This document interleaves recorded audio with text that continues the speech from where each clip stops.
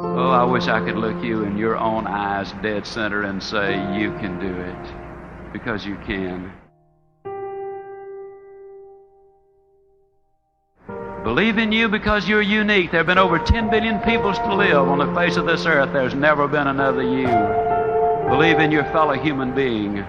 Believe in what you're doing, the company you represent.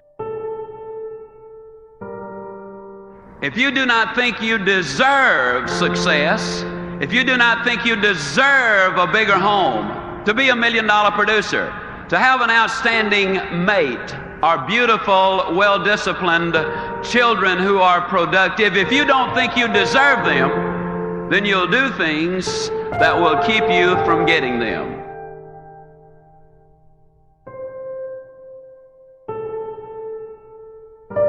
The greatest message I could ever give to you is that one simple thing. Yes, you can grow. I say it with all of my heart. I know in my mind that man was designed for accomplishment, that he's engineered for success, that he is endowed with the seeds of greatness. You can start from where you are with what you've got. And so long as you build on a moral foundation, I believe you can get anything you really want. If you'll just help enough other people get what they want.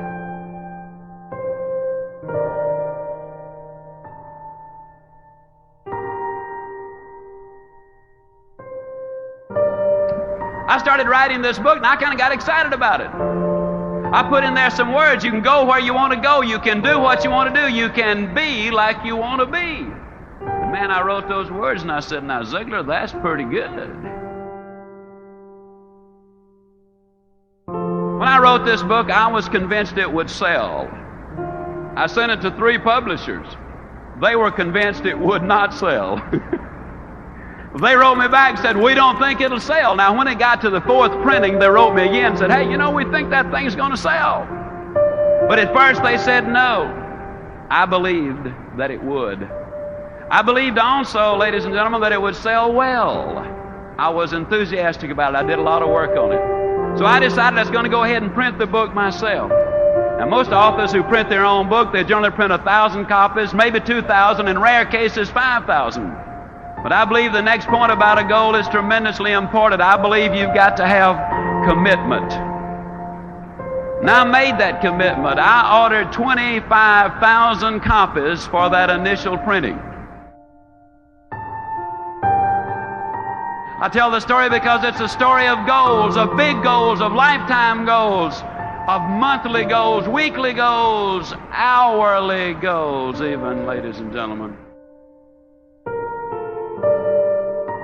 I'd made a commitment. You got to have those long-range goals. And the rule is a simple one. You go as far as you can see. And when you get there, you'll always be able to see further.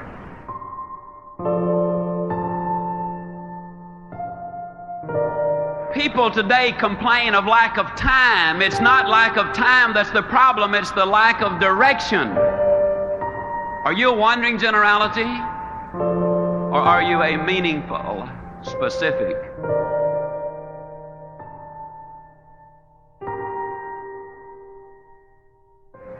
Tell me the truth now, Zig. How did you feel about getting up in the morning and going out there and doing that running? How'd you feel about it? I'm going to tell you the truth. I hated it.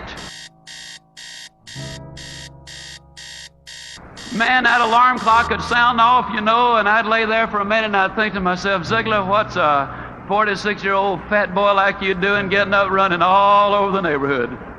Your buddies are sound asleep. What are you trying to prove? Well, I didn't want to look like me. No way. So I'd get out of bed. But just because I was running, that didn't mean I had to like it. I ran in the snow of Winnipeg, Canada. I ran in the sands of Acapulco, literally. I ran in the orange groves of Florida. I've run in the rain right here in Minneapolis. And then one day, ladies and gentlemen, I was running in Portland, Oregon. Beautiful day. Never forget it. About 78 degrees. I was on Portland State University campus. And it was about 12:30 or 1 o'clock. I was scheduled to speak, I believe, at 4 o'clock.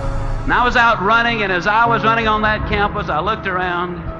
Some of the kids were laying on blankets reading, some were studying, some were courting, some were just relaxing. And here comes old Ziegler running by them, Sweat running down my back, sweat running down my legs, And for the first time that day, it dawned on me that I was not paying a price.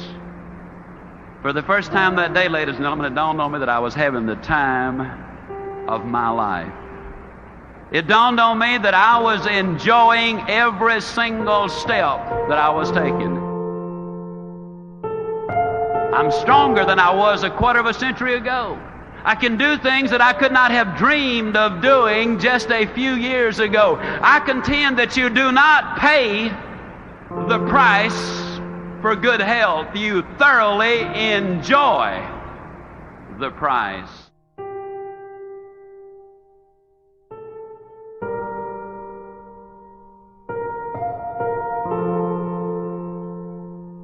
Let's look at number one. Let's sell you on the idea of having goals. Are they important? At Yale University in 1953, they did a study of the graduating seniors. They discovered that of the graduating seniors, only 3% of them had definite, predetermined, written down goals. 20 years later, they did another survey of those seniors who had graduated. They discovered that the 3% who had committed their goals to paper had accomplished more than the 97% who had not written them down. What about you personally? Have you got your goals laid out? Are you a meaningful specific, or are you a wandering generality?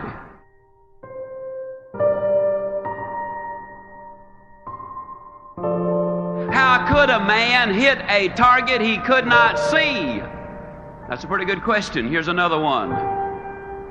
How can you hit a target you do not have?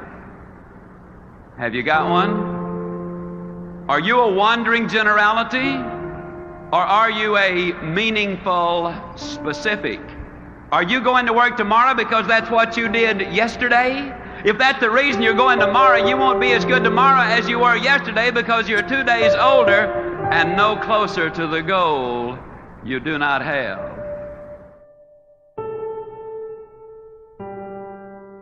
He was designed for accomplishment. He's engineered for success. He's endowed with the seeds of greatness. And the greatest danger we as human beings have is when we do not do anything at all. He had to work and he had to make 100 calls a day. He had to sleep on the floor of the Penobscot building. He had to join Toastmasters. He had to join the National Speakers Association. He had to get rejected. He had to show up in audience and say, hold on, we thought Les Brown and the Band of Renown is coming. And by the time they left, they said that band is renowned.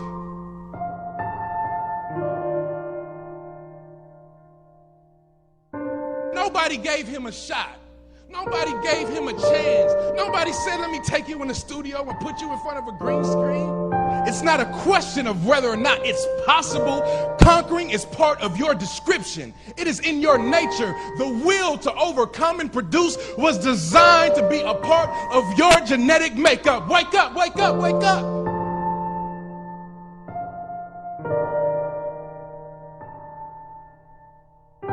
You pay the price for failure.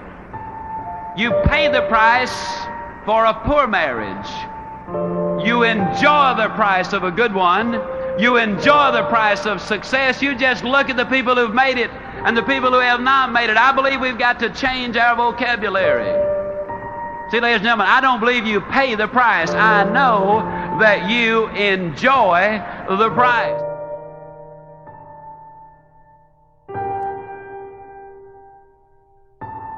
I'm going to close not by wishing you a good day. I'm going to close by guaranteeing you a good forever. And I truly will see you at the top.